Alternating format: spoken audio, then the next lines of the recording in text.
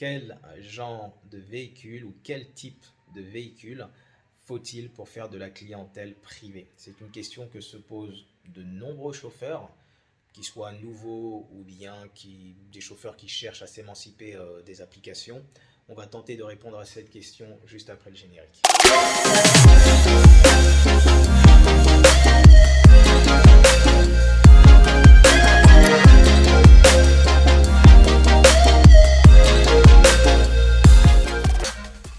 Salut la team, j'espère que vous allez bien. Bienvenue sur ma chaîne. Pour ceux qui ne me connaissent pas encore, je suis Kalala, chauffeur VTC sur Paris, mais également vendeur sur Amazon et investisseur en Afrique. Sur ma chaîne, on va parler d'entrepreneuriat et d'opportunités d'affaires afin de devenir libre financièrement. Donc les gars, aujourd'hui, on va parler d'un sujet VTC, le genre de véhicule qu'il faut pour avoir de la clientèle perso. Juste un petit moment. Si vous voyez des barreaux derrière moi, rassurez-vous, je ne suis pas en prison. Je suis juste en fait dans ma chambre d'hôtel parce que je suis à Cotonou au Bénin, parce que je suis en train de lancer un nouveau business sur la négoce de matières premières agricoles. Voilà. Et dans les chambres d'hôtel, il y a beaucoup de barreaux pour sûrement éviter les vols. Voilà, fini cette parenthèse. Donc on va revenir sur le sujet d'aujourd'hui qui est le type de véhicule ou le genre de véhicule nécessaire pour avoir de la clientèle personnelle. Déjà, dans un premier temps, il faut vous poser la question suivante: quel type de clientèle souhaitez-vous cibler? Parce que, mis à part la clientèle professionnelle que je mets de côté pour l'instant, vous avez chez les particuliers deux catégories qui se distinguent clairement. Dans un premier temps, vous avez la clientèle UP avec un certain standing, un certain pouvoir d'achat, qui de facto voudra des prestations, une prestation en adéquation avec son niveau de vie. Dans ce cadre-là, oui, je pense qu'il va vous falloir un véhicule de haut standing et en particulier un Mercedes classe E. Pourquoi un Mercedes classe E? Parce que c'est le véhicule qui est énormément demandé par les hôtels. D'ailleurs, lorsque vous avez les défilés de la Fashion Week à Paris, les endroits où il y a les défilés, si vous faites attention, vous remarquerez, je parle à Paris, vous remarquerez que tous les véhicules qui sont à l'extérieur des endroits où il y a les défilés, c'est que des vannes Mercedes ou des Mercedes classe E. Mais il va falloir quand même recadrer la situation par rapport, on va dire, à cette catégorie de clientèle. Dites-vous bien une chose, c'est que dans un premier temps, ce marché n'est pas énorme en soi. Le marché, on va dire, du transport de personnes pour de la clientèle UP n'est pas, il est conséquent, mais il n'est pas énorme. Et vous avez déjà un certain nombre d'acteurs, de prestataires du transport de personnes qui sont présents, qui ont déjà des accords, des deals ou des contrats avec un certain nombre d'hôtels, de palaces, qui bossent déjà avec certaines sociétés d'événementiel également. Pour ne pas leur faire de la pub, forcément, vous avez Chadet Limousine et d'autres également prestataires. Donc vous, en tant qu'indépendant, ça va être compliqué alors que vous êtes seul de pénétrer un marché et d'avoir votre propre clientèle alors qu'il y a des acteurs et des gros acteurs qui sont déjà présents. Il faut également que vous vous disiez une chose, c'est que beaucoup d'indépendants en classe E, sur Paris toujours, qui font des prestations pour ce type de clientèle, ils font de la sous-traitance. Comme je vous l'ai indiqué, vous avez déjà des acteurs, de gros acteurs, ou des acteurs qui sont là depuis un certain temps, dans ce qui concerne le transport de personnes pour de la clientèle avec un haut standing, si je puis dire. Donc ces acteurs-là ne sont pas forcément, surtout dans les périodes de forte demande, ils ne sont pas forcément en mesure de traiter toutes les demandes de prestations qu'on leur demande. Donc ce qu'ils font en général, et là il y a un petit aspect saisonnier également sur lequel il faut que vous fassiez très attention. Donc ce que font ces sociétés également, c'est qu'ils sous-traitent justement une partie des prestations qu'ils ont ou qu'ils doivent faire. Donc beaucoup de chauffeurs, je vous le dis, enfin je ne vais pas dire beaucoup, un certain nombre de chauffeurs roulant en classe E, les prestations qu'ils réalisent, ce n'est pas avec leur propre clientèle. Non, ils font de la sous-traitance. Donc moi je parle vraiment dans le cadre parce que si vous voulez avoir votre propre clientèle, il faut que ça soit votre clientèle, que vous ayez l'ensemble des données de la clientèle ou du client en question, qu'il vous contacte vous directement et que vous ne soyez pas forcément juste un sous-traitant. Très bien. Donc là, on va s'intéresser à la seconde catégorie de clientèle potentielle que vous pouvez avoir et c'est celle que j'affectionne particulièrement.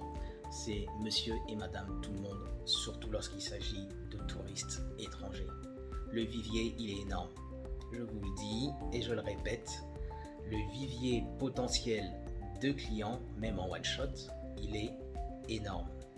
N'oubliez pas une chose, que Paris est la ville, je crois, je ne sais plus si Londres l'a dépassé, mais je crois au dernier chiffre, Paris était la ville la plus visitée du monde. C'est énorme. Et monsieur et madame tout le monde, qu'ils soient américains, espagnols, italiens, russes, allemands, il en a rien à faire de rouler dans un classeur. Je vous le dis sec, il en a rien à faire. Moi personnellement, la clientèle perso, je la transporte avec un Toyota Prius. Je connais des personnes qui font de la clientèle perso avec des breaks et ça ne pose aucun problème. Puisqu'il faut vous dire une chose, que pour cette clientèle-là, la plupart du temps qui vient la première fois à Paris, eux tout ce qu'ils veulent c'est être transportés d'un point A, qui est l'aéroport, donc en général en sortie de vol avec une pancarte, ce qui est un atout indispensable pour justement, je ne vais pas dire indispensable, mais si c'est indispensable, parce que vous ne pouvez pas faire de la clientèle perso en demandant à votre client de monter jusqu'au dépose minute de tel ou tel terminal à Roissy-Charles de Gaulle. Donc oui, donc il faut donc impérativement une récupération en sortie de vol avec pancarte. Donc c'est d'être récupéré d'un point A et être transporté à un point B, tout simplement, avec un chauffeur courtois qui conduit pas comme un dingue et, outre mesure, qui sache à minima parler anglais sans être bilingue ou qu'il ait également quelques notions d'espagnol. Donc il faut mettre un terme à ce dogme que certains ressassent régulièrement en disant que pour avoir de la clientèle privée, il faut un Mercedes classe E. Ce n'est pas forcément le cas et c'est loin d'être le cas. Vous voyez ce que je veux dire? D'ailleurs, lorsque cette question est posée, qu'est-ce qu'il faut pour avoir de la clientèle personnelle? Comment je fais pour avoir de la clientèle personnelle? La réponse qui vient de beaucoup de gens, pas tout le monde, il te faut un Mercedes classe E. Moi, je m'interloque quand même. Je me dis, c'est le Mercedes classe E qui va démarcher la clientèle. Comment le Mercedes classe E fait pour récupérer la clientèle? En étant garé comme ça, il va récupérer de la clientèle perso? Non, non, non, non, non. D'ailleurs, point très important, avant de vous poser la question du véhicule, posez-vous la question comment je fais pour avoir de la clientèle perso? Je pense que la question la plus importante, ça doit être celle-là. Comment je fais pour avoir de la clientèle perso avant de se poser la question de quel véhicule ai-je besoin pour faire de la clientèle perso? De mon humble point de vue, donc au lieu au départ de miser pour de la clientèle privée sur l'apparence, c'est-à-dire avoir un classe E et tout le tintamarre qui va avec, miser sur la compétence. Vaut mieux que vous ayez une compétence vous permettant de faire de la clientèle perso, qui est votre propre clientèle, parce que n'oubliez pas ce que je vous ai dit. Un certain nombre de chauffeurs ayant des classes E, en tout cas sur Paris, font de la sous-traitance. Ce n'est pas directement leur clientèle. Il y en a effectivement, mais beaucoup font de la sous-traitance. Il faut remettre, comme on dit, l'église au centre du village. Parce qu'il ne faut pas oublier quelque chose, c'est qu'avant d'être des VTC, moi c'est ma conception, après c'est chacun voit comme il veut. Avant d'être un VTC, moi je suis un entrepreneur. Et mon but, moi, c'est d'être rentable. Je mets de côté l'aspect émotionnel parce que ce qui est malheureux dans ce secteur, c'est qu'il y a beaucoup d'aspects émotionnels. C'est-à-dire que les gens ont tendance à se laisser guider par l'émotion d'avoir envie de rouler avec une belle voiture. Cette voiture, c'est votre outil de travail, c'est votre gagne-pain. C'est pas là pour, entre guillemets, essayer de vous faire briller. D'accord? Et ça, c'est très important. Donc, dans ce cadre-là, posez-vous la question simplement. est-ce que vous allez clairement investir 40 000 euros dans un Mercedes classe E pour faire en partie de la sous-traitance, d'accord? Donc être dépendant sur une partie de vos courses privées, être dépendant d'une tierce société ou d'une tierce personne. Ou alors, ne vaut-il pas mieux miser sur le fait d'apprendre des compétences, la compétence nécessaire pour aller se faire soi-même sa clientèle perso et investir de manière moins conséquente dans un véhicule et aussi cibler une toute autre clientèle. C'est ce qu'il faut vous dire. La compétence sur laquelle j'ai misé pour faire ma propre clientèle perso est celle de la maîtrise de Google Ads, c'est-à-dire la publicité sur Google. Parce que lorsqu'un client veut un taxi ou bien un VTC, il passe sur Google. Clairement, c'est comme si c'était les annuaires. Et ça, vous verrez très peu de chauffeurs vous en parler. Certains vous en parlent. Je crois que Elmi Green VTC en a déjà parlé. Mais très peu de chauffeurs vous en parleront. Pourquoi ? Parce que tout simplement, ils n'utilisent pas donc ce vecteur d'acquisition pour se faire de la clientèle perso. Bah, peut-être parce qu'ils procèdent autrement, hein, distribution de cartes de visite, bouche à oreille et autres. Mais la maîtrise de Google Ads, je vous le dis, c'est d'une puissance incroyable. C'est d'une puissance incroyable.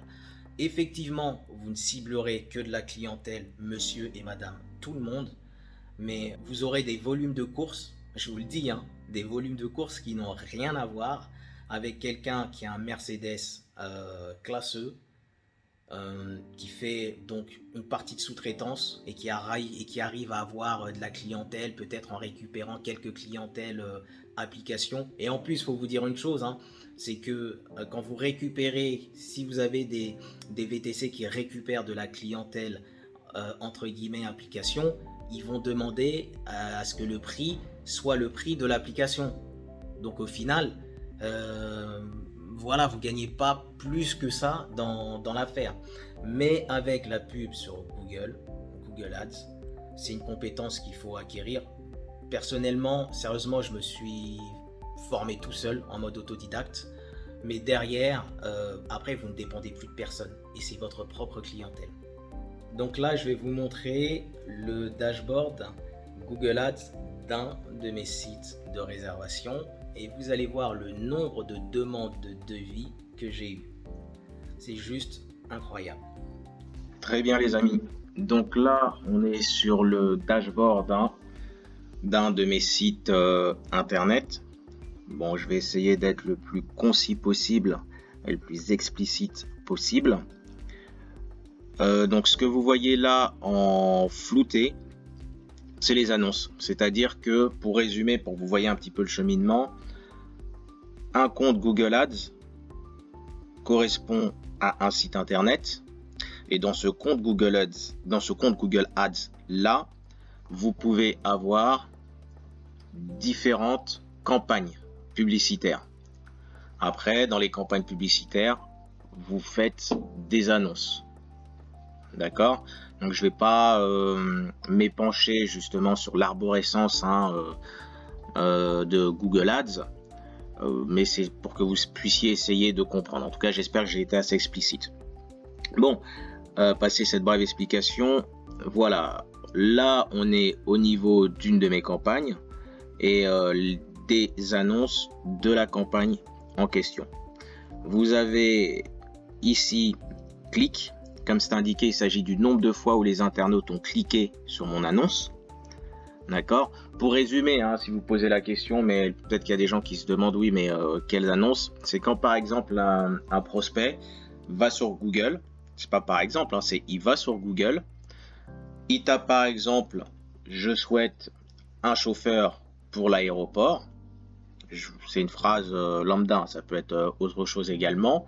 Et là, lorsqu'il aura les résultats de recherche sur Google, votre annonce, selon différents critères qui font qu'elle apparaîtra plus ou moins en haut de la première page, donc elle sera visible par le prospect et en la voyant, il clique dessus. Donc c'est le nombre de fois où un client a cliqué, ou un prospect, parce qu'il n'est pas encore client, ou un prospect a cliqué sur mon annonce publicitaire via donc une demande qu'il a faite sur Google.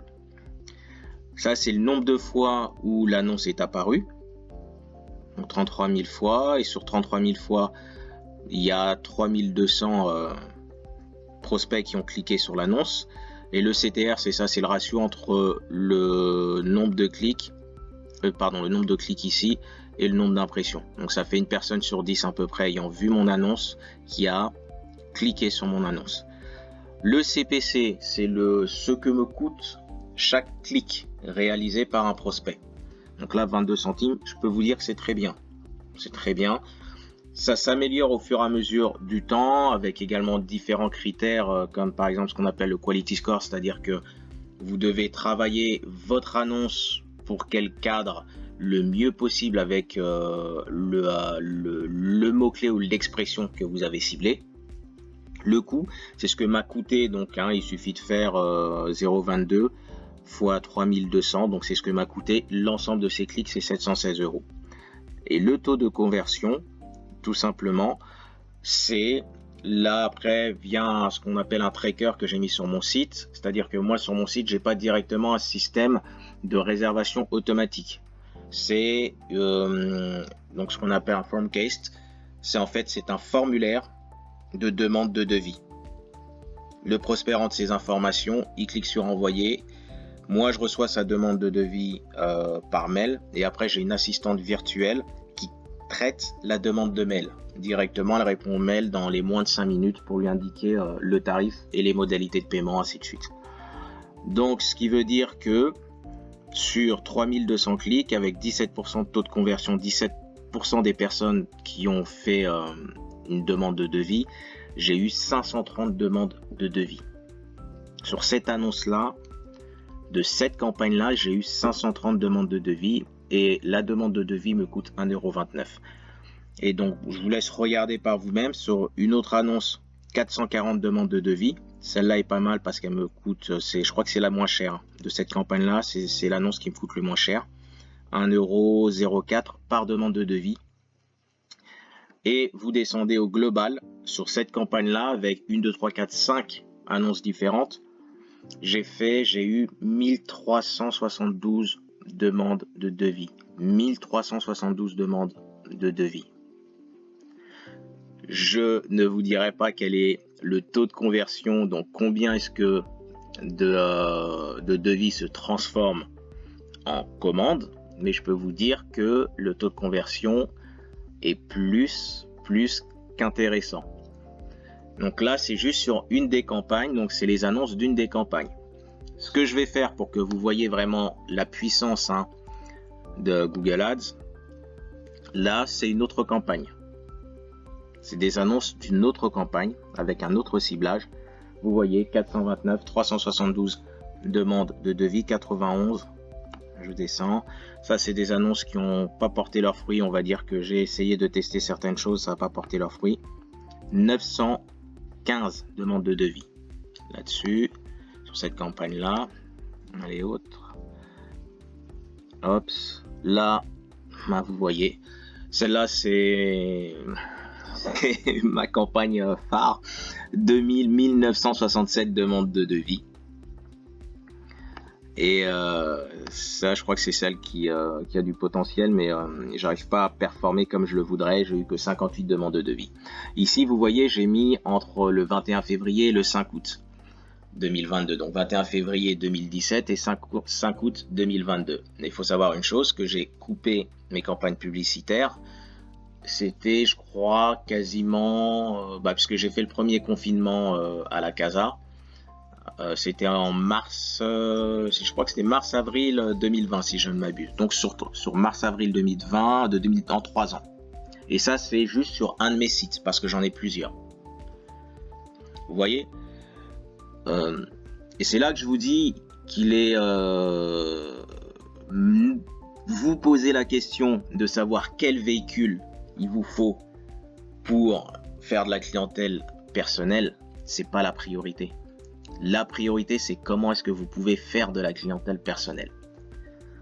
D'accord? Donc là, je viens de vous montrer la puissance justement et comment moi, après, il y a d'autres chauffeurs qui font la même chose. Pas tant que ça au final, ça je peux vous le dire. Et comment moi, je me fais ma clientèle personnelle, chiffre à la clé. Ok, bah je repasse en face caméra les amis. Bon les amis, rassurez-vous, vous êtes toujours sur la bonne vidéo. J'ai simplement changé de décor parce que j'avais commencé la vidéo, on va dire, comme je vous le disais, dans l'intimité de ma chambre d'hôtel. Donc là j'ai décidé de sortir un petit peu, on va dire que j'avais commencé à filmer hier en fait. Et donc je vais la finir aujourd'hui cette vidéo, et comme je voulais aller sur la plage. Donc voilà, donc ce que vous voyez derrière moi, c'est un avion qui est exposé sur la plage de Cotonou au Bénin. Je trouve ça assez cool. Normalement vous pouvez le visiter, mais c'est juste les week-ends. Et là comme on a un jour de semaine, donc voilà. Bon, vous avez vu la séquence précédente dans laquelle je vous explique comment fonctionne un peu Google Ads, les différentes métriques, les différentes données, justement, les résultats que j'ai pu avoir, effectivement ce que j'ai dépensé en termes de pub. Mais dépenser en termes de pub, c'est une chose, mais ce qui est intéressant, c'est le retour ce que cela peut vous donner. Et vous avez vu en termes de taux de conversion concernant le nombre de demandes de devis.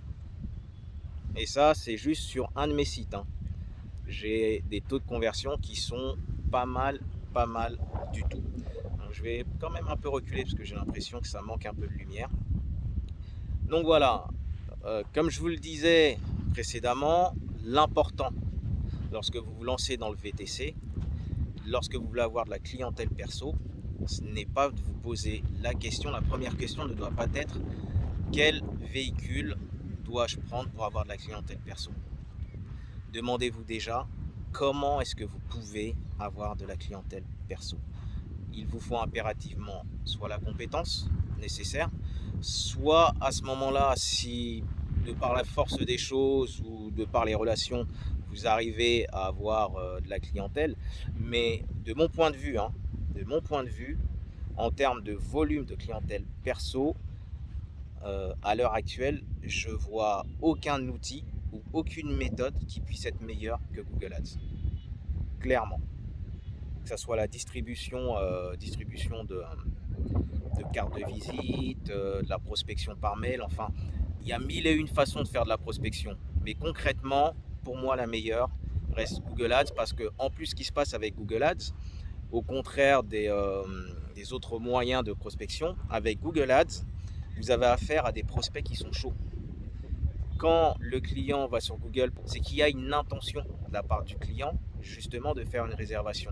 Et c'est encore plus intéressant avec la clientèle étrangère. Pourquoi? Parce qu'en général, lorsqu'elles veulent aller sur Paris pour la première fois et qu'elles recherchent comment ça se passe pour les taxis sur Google, ils ont vraiment une intention de réservation. Je peux même vous dire une chose, c'est que en général les touristes, mais beaucoup les Américains, les Anglo-Saxons, mais surtout les Américains, ils peuvent vous réserver au mois de mars pour une récup qui aura lieu en juin, juillet ou août. Et toutes ces courses, elles sont, enfin une majeure partie de ces courses, ont été réalisées par mes soins avec un Toyota Prius de 2013. Et même lorsque j'ai été amené à sous-traiter les courses, parce que il va arriver un moment où on va dire que lorsque vous arrivez à paramétrer très bien les différentes métriques, les différentes données de Google Ads, que vous fassiez, je ne vais pas dire quasiment mouche à chaque fois, à chaque demande de réservation, mais que vous ayez tellement de demandes que vous êtes obligé donc de passer par des groupes privés de dispatching de courses pour sous-traiter. Et à aucun moment, en plus, je pense qu'un certain nombre me connaissent ou m'ont connu sous le pseudo de Kiliam, mais à aucun moment, je n'ai demandé, ouais, je veux tel ou tel véhicule, je veux un classé, je veux un classeux. Je m'en fiche. Parce que moi, je sais ce que veulent les clients que je faisais à ce moment-là. C'est tout simplement et tout bonnement avoir un chauffeur qui soit là à l'heure, un véhicule qui soit un minimum propre, le chauffeur qui soit courtois et qui conduise tranquillement. Et en plus, s'il peut parler un minimum d'anglais, voire d'espagnol si c'est des clients hispaniques, Elle est belle. Ils sont pas du tout à la recherche, voilà, du classeux dernier cri. Non, ils s'en fichent. Eux, tout ce qu'ils veulent, c'est un transport d'un point A à un point B et le plus safe possible. C'est tout. C'est tout. Donc, j'insiste une fois de plus, je le répète, vous n'avez pas obligation d'avoir un Mercedes classeux pour avoir de la clientèle perso. Ça dépendra du type de clientèle que vous ciblez. Mais là où est le vivier, un vivier qui, sauf entre guillemets imprévu interplanétaire tel que le Covid, un vivier qui va jamais se tarir, et en plus dans lequel vous avez beaucoup moins de concurrence que dans la catégorie de clients haut de gamme, où là il y a déjà, comme je vous l'ai indiqué précédemment, des acteurs qui sont déjà présents, et où si vous pénétrez le marché, il y a de fortes probabilités que vous fassiez surtout de la sous-traitance. Vu que le vivier de clients là, sur la clientèle haut de gamme, n'a strictement rien à voir avec le vivier de la clientèle de monsieur et madame tout le monde qui se compte en millions de personnes. En millions de personnes. D'accord? Donc, voilà. Vous voulez un classeux pour effectivement faire de la clientèle privée, c'est faisable. Mais il va vous falloir beaucoup d'efforts. Très bien.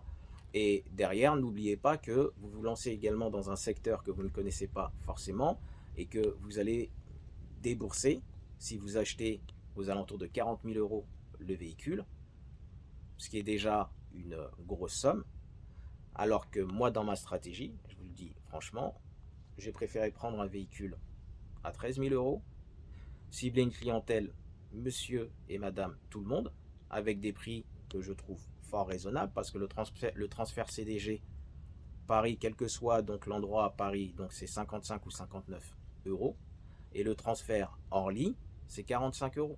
Vous voyez? Donc, une fois de plus, dans cette configuration-là, il est clair que je vous rentabilisez beaucoup plus vite que quelqu'un qui a mis 40 000 € dans un véhicule et qui va mettre du temps à se faire de sa clientèle. Alors que, en faisant de la pub sur Google Ads sur de la clientèle monsieur et madame tout le monde, avec un simple Toyota Prius ou même un break, peu importe, les retours, je vous le dis, c'est quasi immédiat. C'est si les paramétrages, si les réglages que vous faites, le ciblage que vous faites par rapport à la clientèle que vous cherchez à attraper sont faits comme il se doit, c'est quasi immédiat. C'est même tellement fort que vous pouvez partir en vacances, vous coupez les pubs, vous revenez de vacances, vous allumez les pubs, je vous garantis, le lendemain, vous avez vos réservations. Vous avez vos réservations. Et pour vous indiquer vraiment comment le truc est puissant, je sais plus c'était en quelle année, mais je crois que c'était en 2019. C'était en 2019. J'ai eu des pics hein, sur certaines journées où j'étais à 26, 27 réservations. 26, 27 réservations sur la journée. Et quand c'était pas top, je vous dis, hein, vraiment, quand vous n'êtes pas top de chez top, qu'il n'y a pas forcément de demande, j'ai jamais eu une journée en dessous de 5 réservations. Never. Jamais. Hors période Covid où j'ai coupé la publicité, je n'ai jamais eu une journée avec moins de 5 réservations. Et comme pour la plupart c'est des aéroports, je vous laisse calculer le chiffre d'affaires. Donc, j'insiste, réfléchissez bien avant de vous lancer pour faire de la clientèle privée avec un véhicule haut de gamme. Comment est-ce que vous allez faire cette clientèle-là? Est-ce que vous avez les compétences nécessaires pour justement prospecter? Donc, ma préconisation, elle est assez simple. Optez plutôt pour la compétence qui est celle de savoir faire un site internet. Mes sites, je les fais sur la plateforme WordPress, et surtout d'apprendre et de maîtriser la publicité sur Google Ads. Et là, je peux vous dire clairement, hein, vous serez mieux armé avec cette configuration-là dans laquelle vous avez un véhicule à moins de 15 000 euros, un Prius, en plus si vous roulez à l'éthanol, j'en parle même pas, que quelqu'un qui va investir 40 000 euros dans un véhicule, qui est un Mercedes classe E, qui aura de grandes chances, allez, je vais pas abuser quand même, mais une partie des courses privées qu'il fera ne sera pas sa clientèle privée, parce qu'il fera de la sous-traitance, et qui va quand même ramer un certain temps pour se faire sa clientèle privée. Mais en attendant, le coût de la voiture va peser sur ses charges. Comme je vous l'ai dit, avant, et c'est ma vision des choses, avant d'être un VTC, vous êtes un entrepreneur. Donc mettez l'aspect émotionnel de côté, écoutez ce que peuvent vous dire tout un chacun, parce qu'il faut écouter tous les sons de cloche, puis après prenez votre décision, mais toujours dans le prisme, dans l'optique d'être le plus rentable possible et de ne pas avoir une épée de Damoclès sur la tête, clairement. Ok les amis, donc j'espère que la vidéo vous a plu. Dites-moi ce que vous en pensez dans les commentaires, d'accord? Posez-moi les questions que vous voulez à ce sujet-là, hein. Je ferai le maximum pour vous répondre le plus rapidement possible. Et n'oubliez pas également de liker la vidéo et de vous abonner. Ah oui, il faut que vous vous abonniez parce que là, je vois plein de petits voyeurs par la fenêtre là. C'est-à-dire, il y a beaucoup de gens qui regardent les vidéos mais qui ne s'abonnent pas, les petits voyeurs. Allez, venez toquer à la porte, rentrez, vous êtes les bienvenus, abonnez-vous. Et dernière chose, n'oubliez pas de cliquer sur la cloche de notification car comme vous le savez, donc YouTube ne va pas forcément vous indiquer lorsque je fais une vidéo, en général une fois par semaine. Ok les amis, bon, pour ceux qui bossent, force et honneur. Pour ceux qui sont en vacances ou qui se reposent, bah à ce moment-là, profitez bien de vos vacances. Ciao les gars.